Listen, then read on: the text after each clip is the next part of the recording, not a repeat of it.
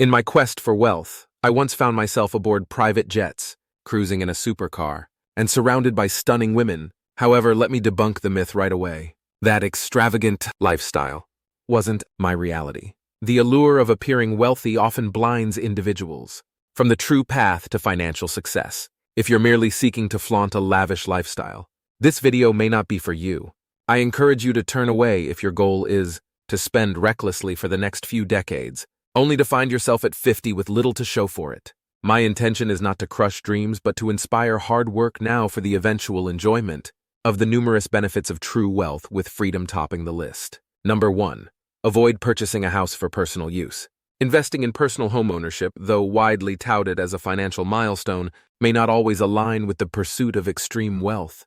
Consider this. Buying a house necessitates tying up a substantial amount of capital in a single asset. Let's delve deeper into why this might not be the best strategy for those aiming for substantial financial growth. Imagine you're eyeing a property valued at $500,000. Putting a 20% down payment, you'll lock in $100,000 of your hard-earned money. Meanwhile, the remaining $400,000 sits in a mortgage, limiting your liquidity and potential investment opportunities.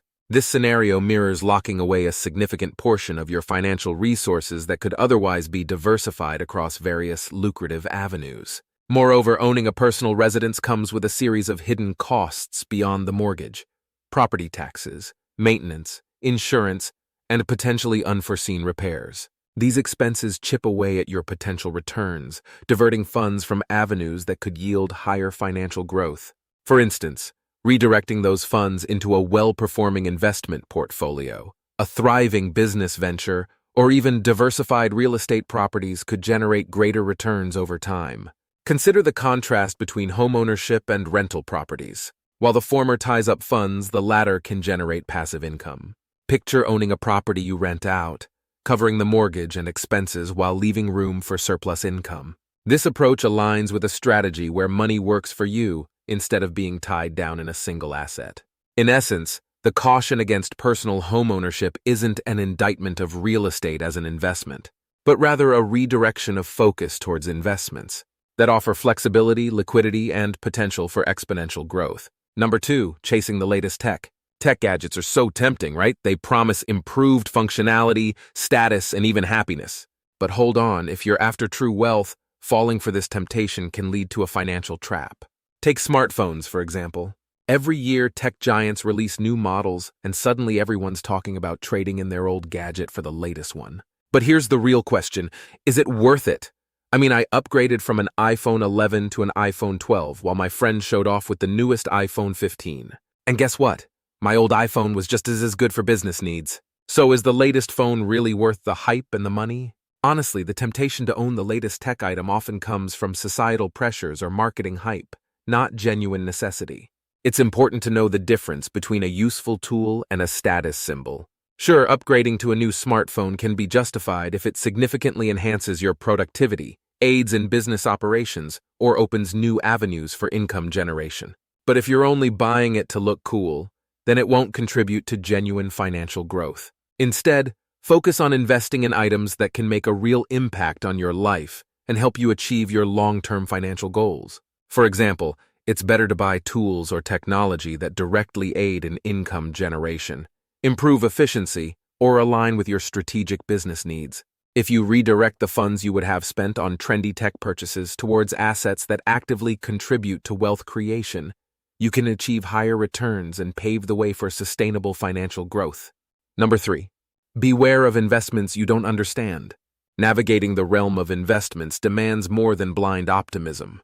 It requires a deep understanding of the market, individual assets, and the broader economic landscape.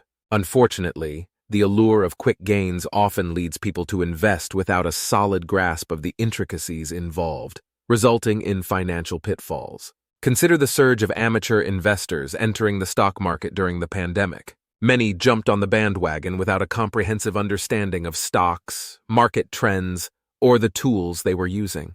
This uninformed approach to investing can be as like playing a game without knowing the rules, a risky proposition at best. To illustrate, let's delve into the importance of knowledge in stock trading. The success of stock investments hinges on factors like a company's historical performance, its projected future, and market dynamics. Consider a scenario where an individual invests in a volatile sector without understanding its intricacies. The lack of knowledge can result in poor decision-making and significant financial losses. On the flip side, an informed investor, armed with knowledge about a company's fundamentals and market trends, can make strategic decisions that lead to substantial gains. In essence, investing without a solid understanding is akin to walking blindfolded through a financial maze. To truly succeed in wealth accumulation, one must commit to ongoing education, leveraging platforms that not only facilitate trading but also prioritize user knowledge. The journey to financial prosperity is paved with informed decisions, and understanding your investments is the compass that guides you through the complexities of the financial landscape. Number 4. Rethink gifts for a partner. So, when it comes to relationships and money, have you ever thought about reconsidering the gifts you give your partner?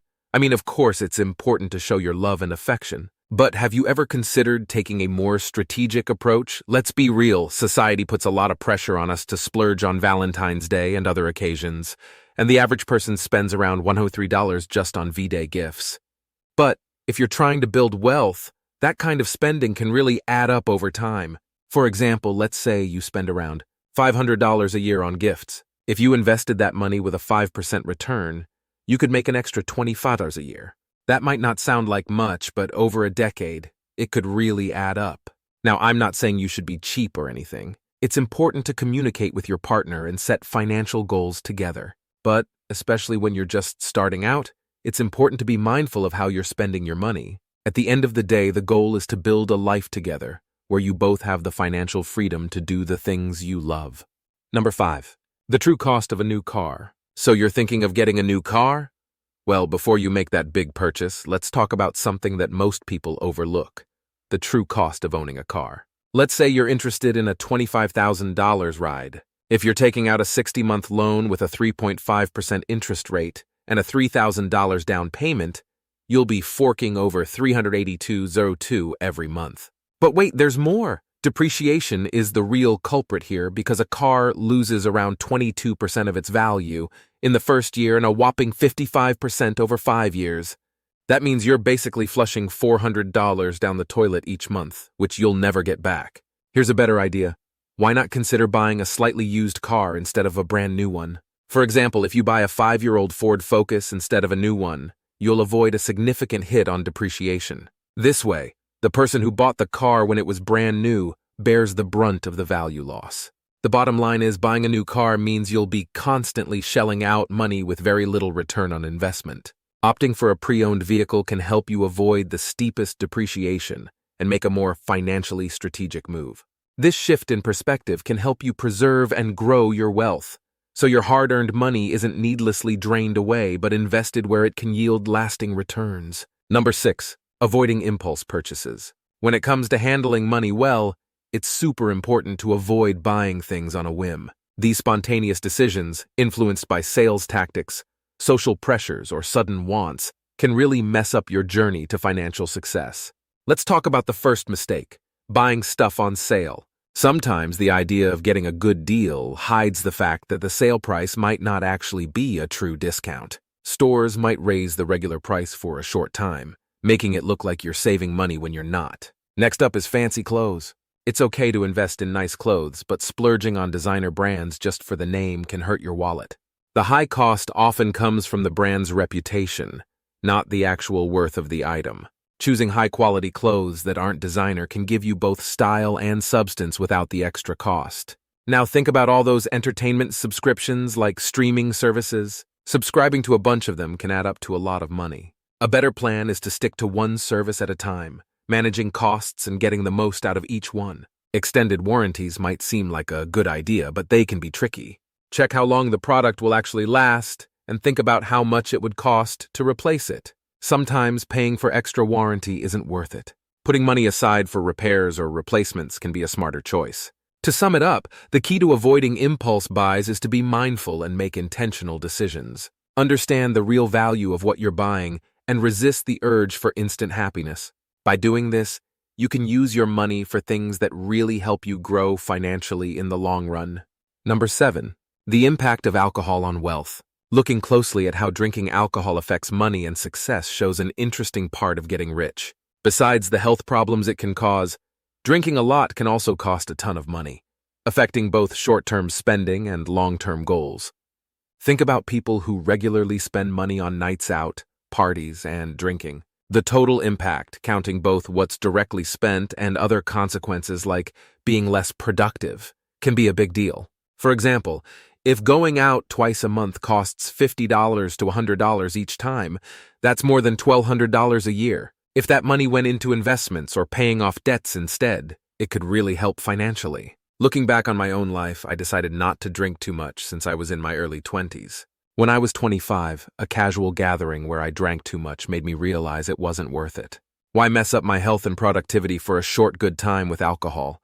Choosing to drink less not only helped my health but also kept me focused on money and work. Research from the University of Sussex shows that not drinking has financial benefits too. People in the Dry January campaign said they slept better, 71%, had more energy, 67%, and lost weight, 58%. These things are really important, especially when you're young and working on a career and money. If the money spent on drinking went towards personal growth or investments instead, it could lead to real, long-term financial gains. Hope you found this video valuable. Kindly like, share, comment, and subscribe to our channel for more valuable content like this. Basically, cutting back on heavy drinking can be a smart move for both health and wealth.